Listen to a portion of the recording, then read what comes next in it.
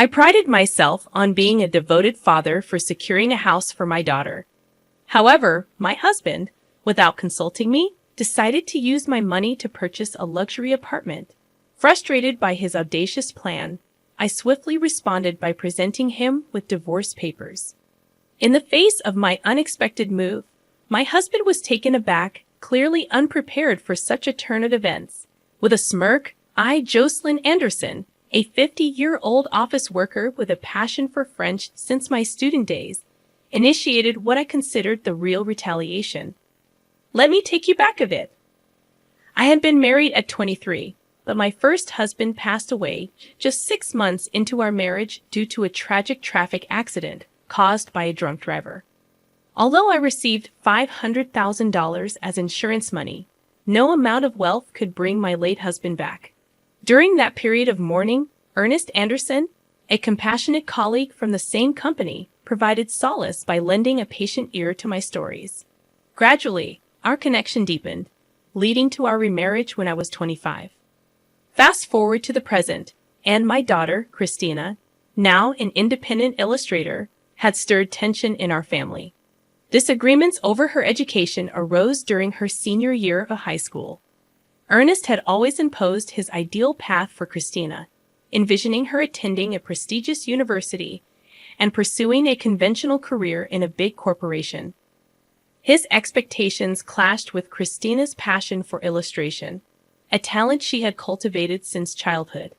Despite my initial support for Ernest's educational decisions, I found myself at odds with him when Christina expressed her desire to attend an art university to become an illustrator.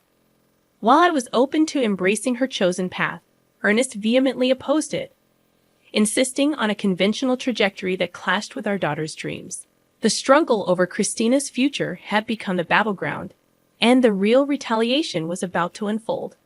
I opted not to embark on a freelance career initially, choosing instead to work for a company. Christina shared her aspirations to become an illustrator, but my husband dismissed her dreams, considering it merely a pastime with drawings. His harsh words compelled me to defend Christina's autonomy, asserting that it was her life, and she should have the opportunity to pursue her passion.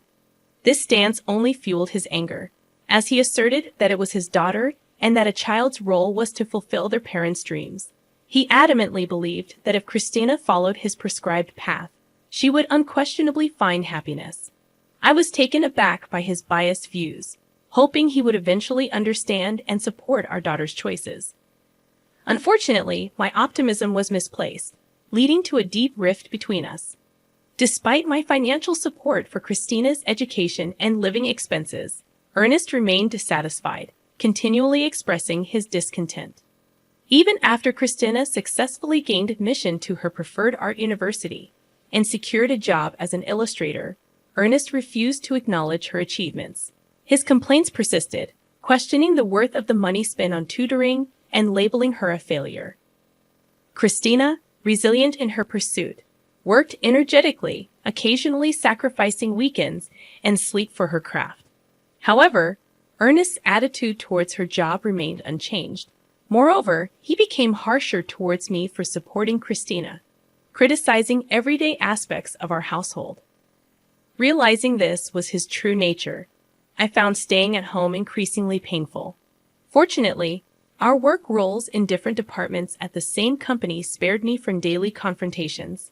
Yet, amidst this strained dynamic, Ernest surprisingly declared his intention to buy Christina a luxury apartment, citing her importance as his daughter. Despite his apparent disdain for her career choice, this sudden change in attitude raised suspicions, prompting me to question his motives. Doubts crept into my mind about whether Ernest even had the financial means to purchase a luxury apartment. Observing my reaction, he coldly smirked and disclosed his plan, stating that I would be the one footing the bill. Shocked, I protested, urging him not to make such decisions without consulting me. Angrily, Ernest snorted, revealing his knowledge of the $500,000 insurance money from my late husband, suggesting I use it to fund the apartment. He callously declared his intent to live there with Christina, emphasizing that both she and I were ultimately his possessions.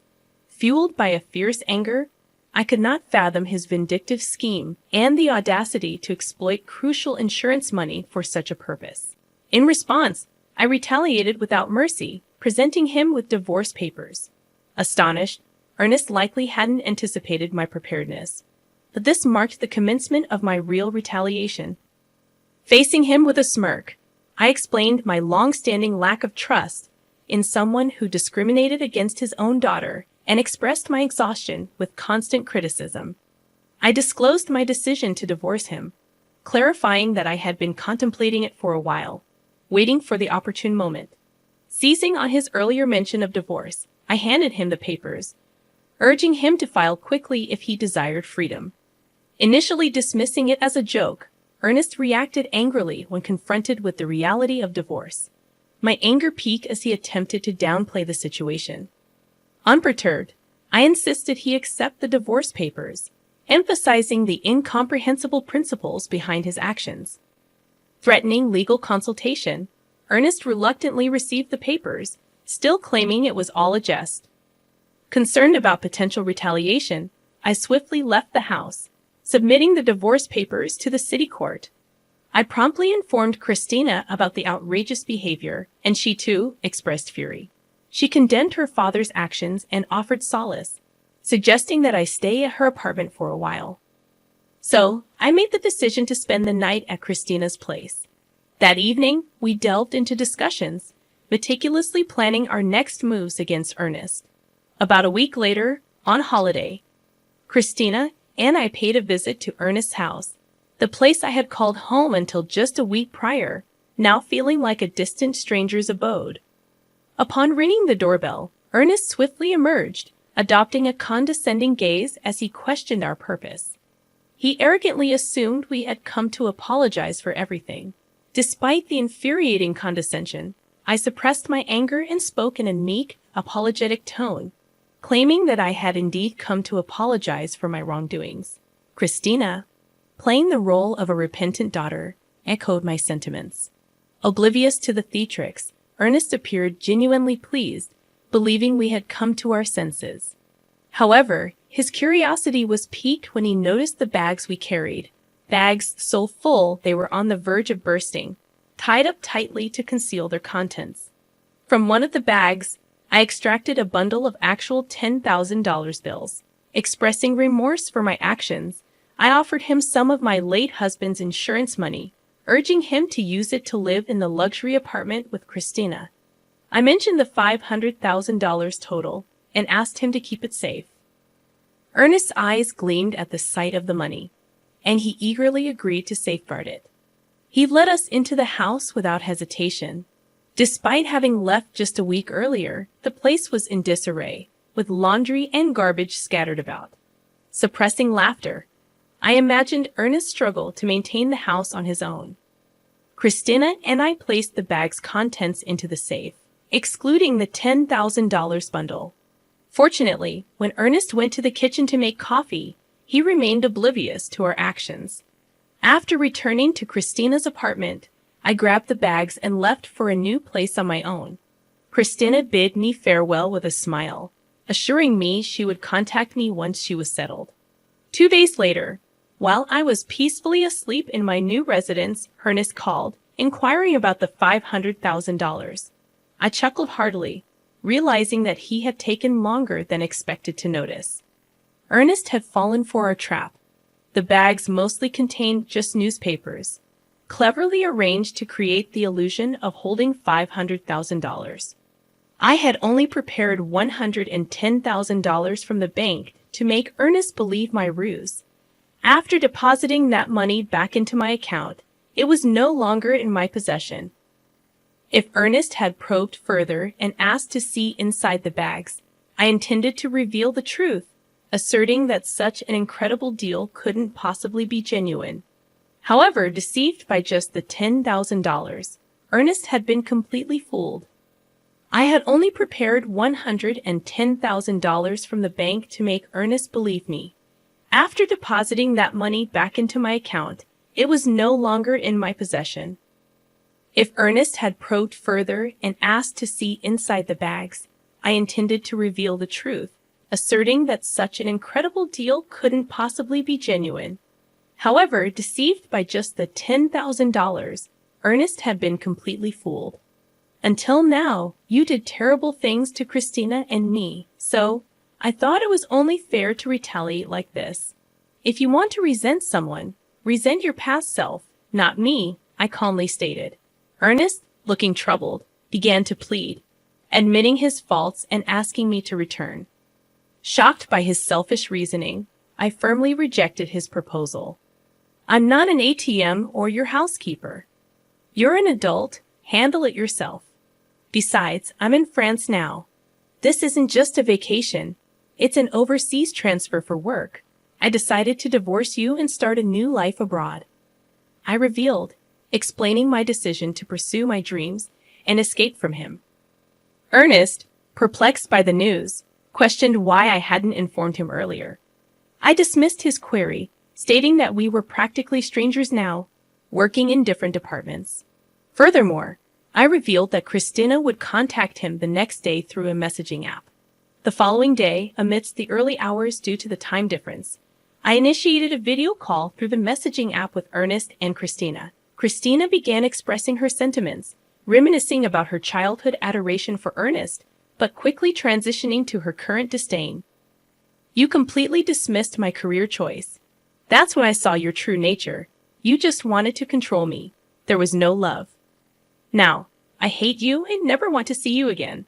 This call is the last time we'll speak. I'm cutting ties, Christina declared firmly, leaving Ernest visibly distressed. Unexpectedly calm, Ernest pleaded for her understanding, seemingly assuming Christina would always adore him. However, Christina remained resolute, urging him to reflect on his actions. She then informed him that she had moved, advising him not to attempt to locate her new address through investigators or any other means.